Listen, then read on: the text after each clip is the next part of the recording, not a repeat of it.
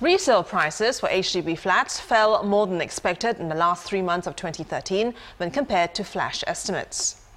The Resale Price Index, or RPI, for the whole of last year was down 0.6%.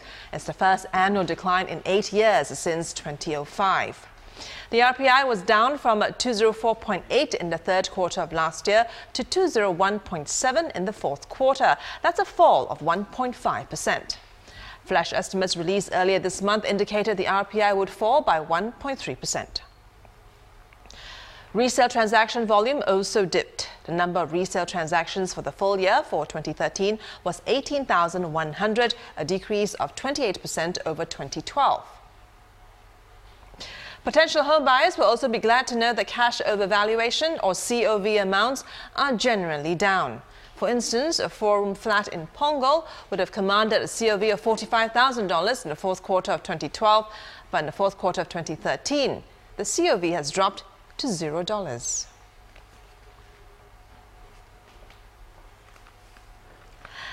And to help us understand the numbers, Nicholas Mak, Executive Director, SLP International Property Consultants, joins me. Nick, thanks for joining me. Now, the RPI sees its first decline in 8 years. Looks like government cooling measures are kicking in. Are there any other factors? Well, I think there's a few other factors. One is the steady stream of new HDB flats that the government is offering to buyers, and they have been staying above the 20,000 units level for the last 2 years, and also the government signaling that it's continuing to supply more flats. This has actually changed the sentiments of some home buyers. They no longer feel an urgency to go into the market, and they will only apply for the flats or buy the flats when they feel that the time is right. So this, you think, will continue to drive more to the BTO market? I mean, given that there are about 3,400 new flats coming in by March. Well, I think it really depends on some buyers. Now, some buyers will still select to buy new BTO flats because the price is cheaper. It can be up to 30% or 40% cheaper than the resale flats. But as the prices of resale flats soften, some home buyers will also start looking at potentially buying some of these resale flats because they can move in immediately, and some of the resale flats are also in more preferred locations. So would you say, given the softening prices of resale flats, is this a good time for buyers to go in? Well, I think this is just the second quarter when resale flats prices are showing signs of softening. It depends also on the location, because in some locations prices are still sticky downwards, like for example in popular locations like Bishan, for example. So for buyers, if they are not really in urgent need to buy a flat, they can still wait. But I think it's certainly 2014 is certainly a time for them to start house hunting. Okay, and do you expect this price decline to continue, or is it seasonal, given that we're also going into the Lunar New Year?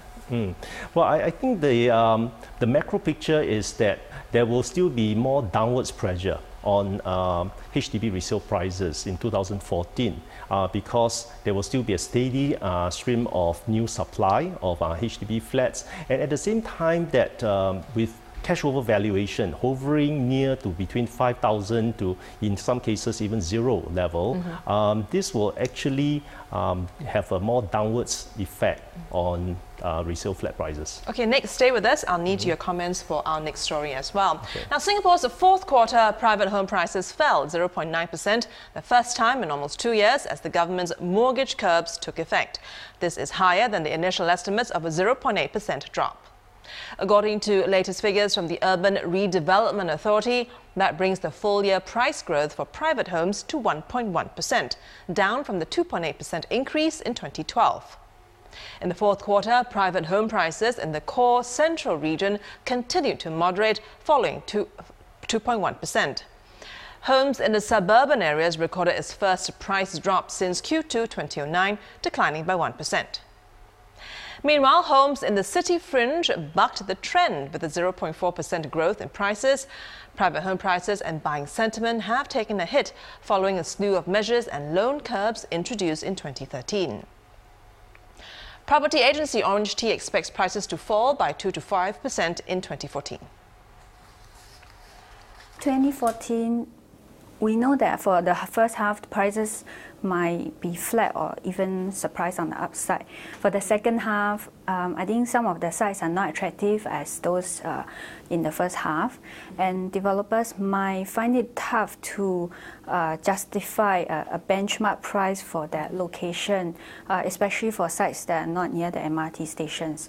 So for the second half, for the prices to hold up, it's a bit challenging. Nicholas Mak joins us again for the private housing market. First time in 2 years that private homes prices are down. Is this a trend of a softening market? Well, I think it is certainly pointing towards that trend that prices are softening, partly because of all the cooling measures that are in place at the moment, as well as the total debt servicing ratio. I think that is one of the very key factor that restricts loan, especially to investors. And with the high volume of buying that we've seen in the last 3 to 4 years, many of those home buyers who wish to upgrade may have already bought. And so it's some of the existing supply actually depends also on investor demand. And with the TDSR in place, it has actually curbed some of this demand. So you say the pent-up demand has been kind of released, is it? It's been met? Yes, the pent-up demand, if there's any, has actually been largely satisfied. But we do see some signs of strength in some pockets, like for example in the city fringe area, prices are still holding fairly steady. And also in the core central region, in the prime district, the prices of completed homes are also holding steady. So sometimes we may see some pockets of strength, but on the whole, the trend is still the softening of prices and demand. Now, there are also fewer property launches. Could this be one of the reasons that's contributing to the decline too?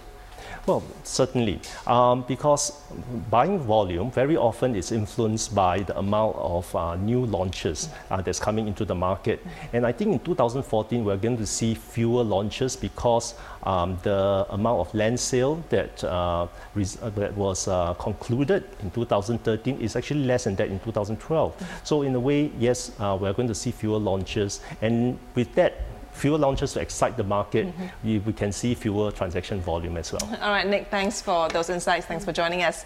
I was speaking to Nicholas Mak from SLP International Property Consultants.